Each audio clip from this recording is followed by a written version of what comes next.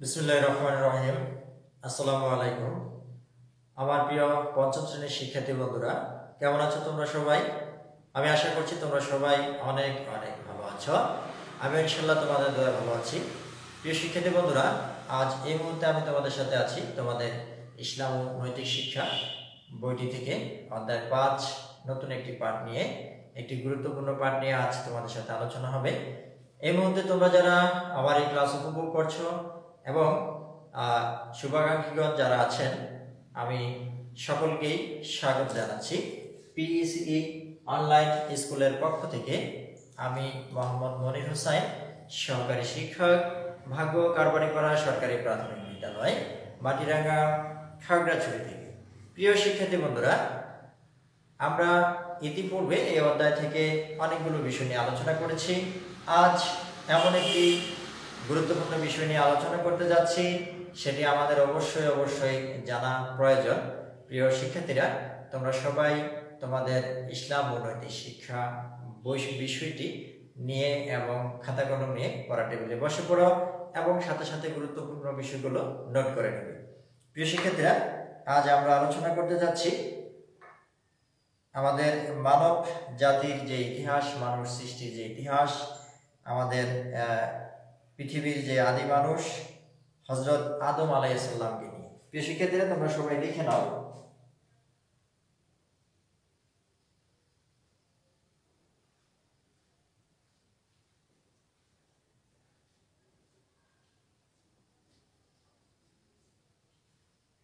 হযরত আদম আলাইহিস সালাম।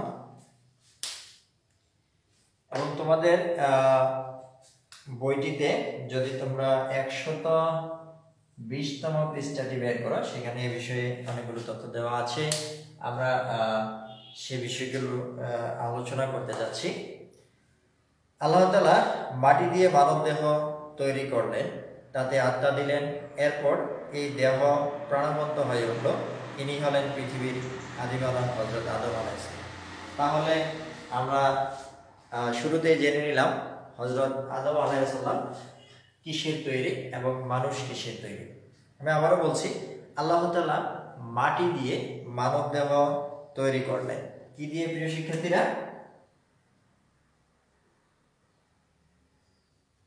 মাটি দিয়ে মানব দেহ তৈরি করলেন এবং তাতে কি দিলেন? তাতে আত্মা দিলেন। এরপর এই দেহ প্রাণবন্ত হয়ে উঠল। ইনি হলেন পৃথিবীর আদি মানব হযরত আদম আলাইহিস সালাম। আল্লাহ ফেরেশতাদের আদেশ দিলেন, আদম তোমাদের শ্রেষ্ঠ, তোমাদের চেয়ে শ্রেষ্ঠ। আল্লাহ ফেরেশতাদের কি বললেন? আদেশ করে বললেন যে আদম তোমাদের চেয়ে শ্রেষ্ঠ। তোমরা তাকে সম্মান জানাও, তার সম্মানে তাকে সিজদা করো। আদমকে সম্মান জানাও এবং সম্মানের তাদেরকে সিজদার মাধ্যমে সম্মান প্রদর্শন করো। সবাই তাকে সম্মান দেখালো, তাকে সিজদা করলো। তবে এই ফেরেশতাদের সাথে ছিল এক জিন। এই যে ফেরেশতাগুলো ছিল, ফেরেশতাদের সাথে ছিল কি এক জিন, তার নাম ছিল আজাজিল। আজাজিল নামে একটি জিন ছিল। সে আদমকে সিজদা করলো না। সে বলল আমি আগুনের তৈরি। সে কি বলল? আমি আগুনের তৈরি, আদম মাটির তৈরি। সে বলল যে আমি আগুনের তৈরি, আদম হচ্ছে মাটির তৈরি, আমি আদম অপেক্ষা শ্রেষ্ঠ। সে আদমের থেকেও নিজেকে শ্রেষ্ঠ মনে করলো। কে? আজাজিল নামক জিন। আমি তাকে সম্মান করব না, সিজদা করব না। সে আদমকে সিজদা করলো না। আজাজিল ছিল অহংকারী।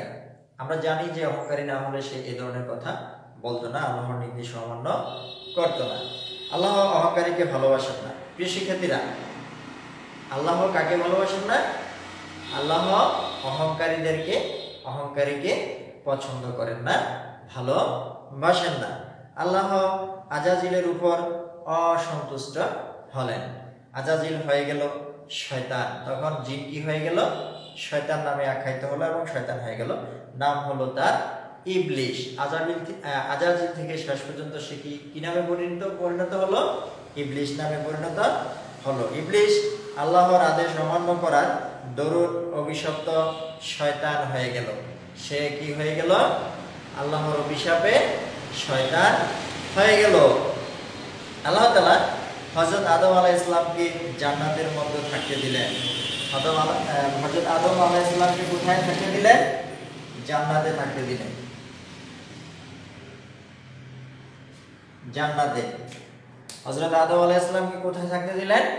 জান্নাতে থাকতে দিলেন। আদম জান্নাতে আরাম আয়েশে ও সুখে শান্তিতে থাকতে লাগলো, কিন্তু এই অপরন্ত আরাম আয়েশের মধ্যে তিনি নিঃসঙ্গ অনুভব করেছিলেন, অর্থাৎ সঙ্গহীন, কেউ নেই, একা, নিঃসঙ্গতা অনুভব করেছিলেন। তাই দয়াময় আল্লাহ হযরত আদম আলাইহিস সালামের এক সঙ্গিনী বানালেন, নাম তার হাওয়া আলাইহিস সালাম, এবং হাওয়া আলাইহিস সালাম নামে আরেকজন সঙ্গী দিলেন কাকে? আদম আলাইহিস সালামকে। আল্লাহ তাদের বলেন, তোমরা উভয়ে জান্নাতে থাকো, এবং আদম এবং হাওয়া আলাইহিস সালামকে কি বললেন? তোমরা জান্নাতে থাকো, খুশিমতো পানাহার করো, আরামায়েশ ও আনন্দ উপভোগ করো, কিন্তু সাবধান, কখনো এই গাছটির কাছে যেও না। একটি গাছ দেখিয়ে বললেন যে কখনো এই গাছটির কাছে যেও না, যদি যাও তাহলে খুবই অন্যায় হবে, দারুণ ক্ষতি হবে। অর্থাৎ একটি গাছকে দেখিয়ে বলছে যে এই গাছের কাছে যেও না, সেখানে গেলে তোমাদের কি হবে? ক্ষতি হতে পারে, চরম সমস্যার সম্মুখীন হবে। হযরত আদম আলাইহিস সালাম এবং হযরত হাওয়া আলাইহিস সালাম আল্লাহর হুকুম মেনে জান্নাতের মধ্যে বসবাস, মনের সুখে দিন কাটাতে লাগলেন।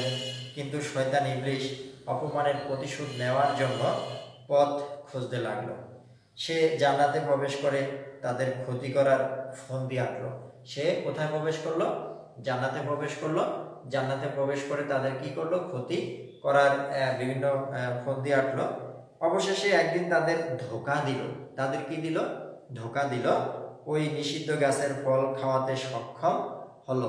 আল্লাহ পাক তাদেরকে যে গাছের নিচে যেতে নিষেধ করেছিল সেই গাছের ফল খাওয়ালো শয়তান ধোঁকা দিয়ে। তারা ইবলিসের প্ররোচনায় ওই ফল খেয়ে আল্লাহর আদেশ অমান্য করলেন। আল্লাহর আদেশ কি হয়ে গেল? অমান্য হয়ে গেল, কারণ আল্লাহ তাআলা তাদের আদেশ করেছিলেন যাতে ওই গাছের নিচে ভুলও না যায়। আল্লাহর আদেশ অমান্য করায় আল্লাহ তাদের উপর ভীষণ অসন্তুষ্ট হলেন। তিনি তাদের জান্নাত থেকে বের করে দিলেন। শাস্তি স্বরূপ এখন কি করলেন? আল্লাহ পাক তাদেরকে জান্নাত থেকে বের করে দিলেন। তাদের দুজনকে পৃথিবীতে নামিয়ে দিলেন। কোথায় নামিয়ে দিলেন? পৃথিবীতে নামিয়ে দিলেন। তারা পৃথিবীতে এসে নিজেদের ভুল বুঝতে পারলেন। পৃথিবীতে এসে তারা কি করলেন? তাদের ভুল বুঝতে পারলেন। অনেকদিন যাবৎ সবসময় কাঁদতে থাকলেন, আল্লাহর কাছে ক্ষমা চাইতে লাগলেন, তওবা করতে লাগলেন। তারা কি করলেন? আল্লাহর কাছে ক্ষমা চাইলেন, আল্লাহর কাছে তওবা করলেন। এখন আগের চেয়ে অনেক কষ্টে পড়ে গেছেন এরা, পৃথিবীতে এসে শাস্তি স্বরূপ আল্লাহ পাক তাদের পাঠিয়েছেন। অবশেষে আল্লাহ তাআলা তাদের দোয়া কবুল করলেন। আল্লাহর কাছে কান্নাকাটি করেছে, ক্ষমা চেয়েছে, আল্লাহ পাক তাদের দোয়া কবুল করলেন, তাদেরকে ক্ষমা করে দিলেন। হযরত আদম এবং হাওয়া আলাইহিস সালামকে কি করে দিলেন? সর্বশেষে আল্লাহ পাক ক্ষমা করে দিলেন, তাদের তওবা কবুল করলেন। তারা পৃথিবীতে নতুন জীবন শুরু করলেন, সুখে শান্তিতে। আবার কি করলেন? পৃথিবীতেই নতুন জীবন শুরু করলেন, বসবাস করতে থাকলেন। তাদের সন্তান হলো, পৃথিবীর মানুষে ভরে উঠলো, শুরু হলো মানব জাতির পদযাত্রা। প্রিয় শিক্ষার্থীরা, আজ আমরা যে মানব জাতি, আমাদের এই পদযাত্রা কোত্থেকে শুরু হয়েছে আমরা ইতিমধ্যেই অনেকটা জেনে দিয়েছি। তোমরা যেহেতু পঞ্চম শ্রেণীর শিক্ষার্থী, তোমরা অবশ্য বুঝবে।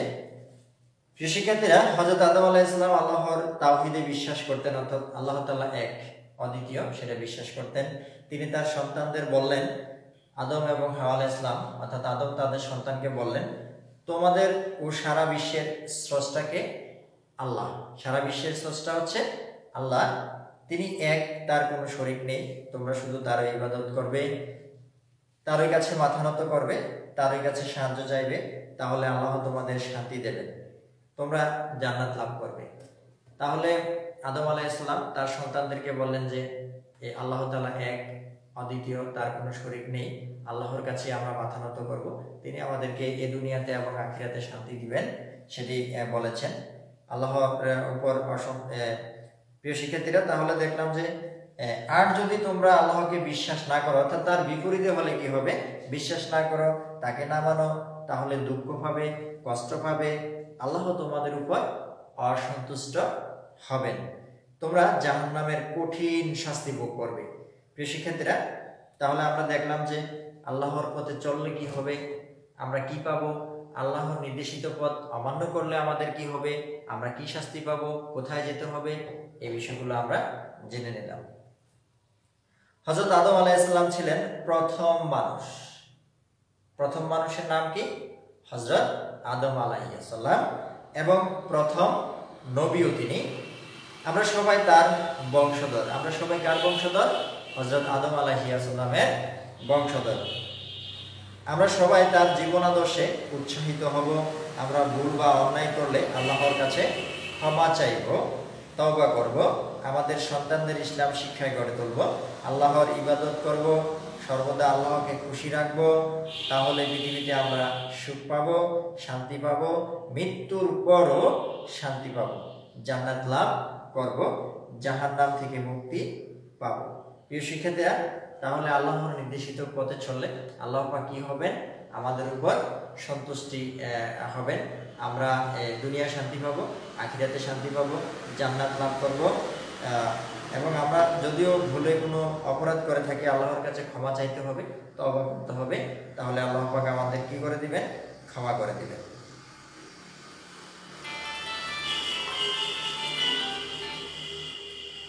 প্রিয় শিক্ষার্থীরা, তাহলে আজ আমরা কি জেনে নিলাম, যে হযরত আদম আলাইহিস সালাম অর্থাৎ পৃথিবীর আদি মানুষ, আমরা যার বংশধর, সে সম্পর্কে আমরা আমাদের এই পাঠ থেকে জেনে নিলাম।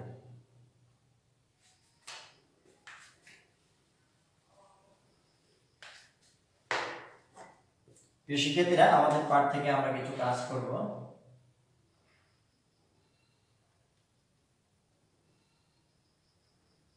আল্লাহ আদম আলাইহিস সালামকে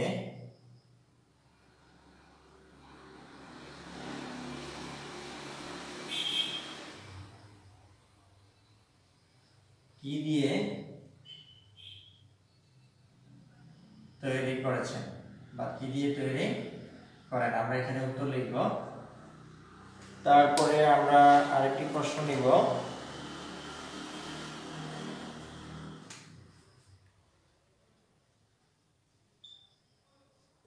আদম আলাইহিস সালামকে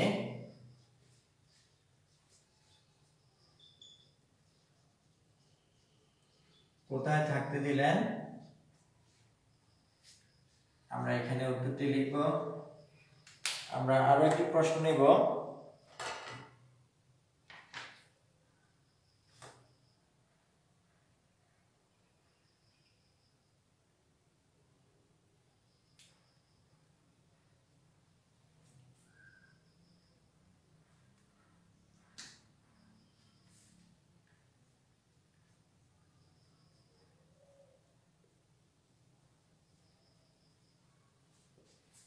আমরা সবাই কার বংশধর।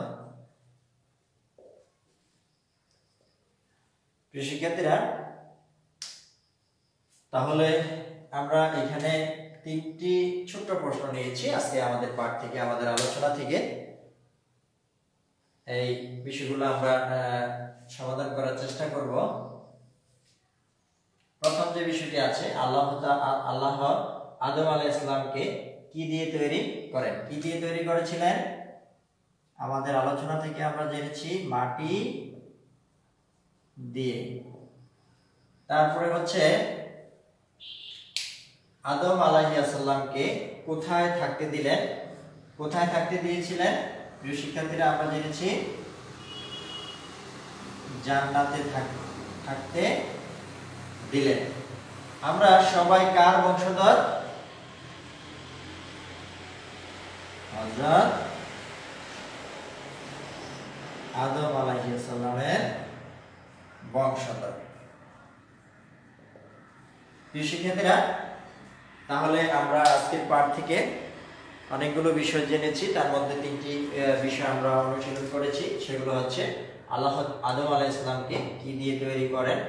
উত্তর হচ্ছে মাটি দিয়ে। আদম আলাইহিস সালামকে কোথায় থাকতে দিলেন? উত্তর হচ্ছে জান্নাতে। আমরা সবাই কার বংশধর? উত্তর হচ্ছে হযরত আদম আলাইহিস সালামের বংশধর।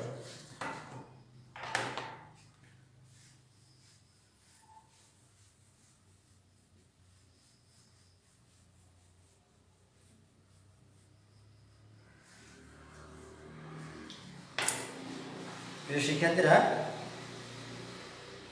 তাহলে আজ আমরা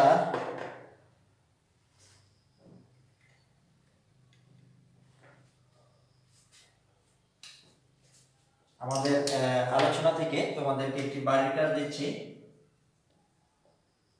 এই কাজটি তোমরা বাড়িতে করবে এবং গুরুত্বপূর্ণ কাজ, আমাদের ইতিহাস, ইসলামের ইতিহাস, ঐতিহ্য এবং আমাদের বংশ পরিচয় সম্পর্কে আজ আমরা পড়েছি।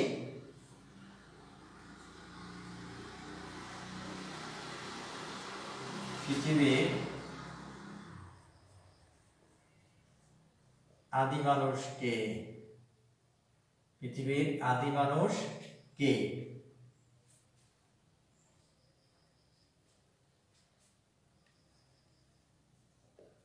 হযরত আদম আলাইহিস সালাম তার সন্তানদের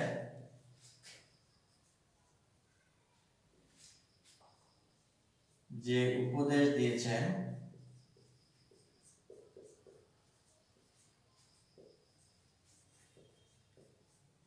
সে সম্পর্কে 5টি বাক্য লেখো। প্রিয় শিক্ষার্থীরা, আমরা আজ যে বিষয়টি নিয়ে আলোচনা করেছি গুরুত্বপূর্ণ একটি বিষয়। আমাদের মানুষের যে বংশধর বা ইতিহাস কোত্থেকে এসেছে সে বিষয়টি আমরা জেনেছি। খুবই গুরুত্বপূর্ণ একটি বিষয়। তোমরা সে বিষয়টি অবশ্যই মনে রাখার চেষ্টা করবে, জানবে এবং পরবর্তী জাতিকে জানাবে। বাড়ির কাজ এক, পৃথিবীর আদি মানুষকে হযরত আদম আলাইহিস সালাম তার সন্তানদের যে উপদেশ দিয়েছেন সেই সম্পর্কে 5টি বাক্য লেখো। এবং এই উপদেশগুলোই হচ্ছে আমাদের জীবনের চলার পথের গুরুত্বপূর্ণ বিষয়। প্রিয় শিক্ষার্থীরা, তোমরা সবাই ভালো থাকবে, সুস্থ থাকবে, সুন্দর থাকবে, নিরাপদে থাকার চেষ্টা করবে। তোমাদের সকলের সুস্বাস্থ্য কামনা করে আমি আজকের মতো এখানেই বিদায় নিলাম। ধন্যবাদ সবাইকে।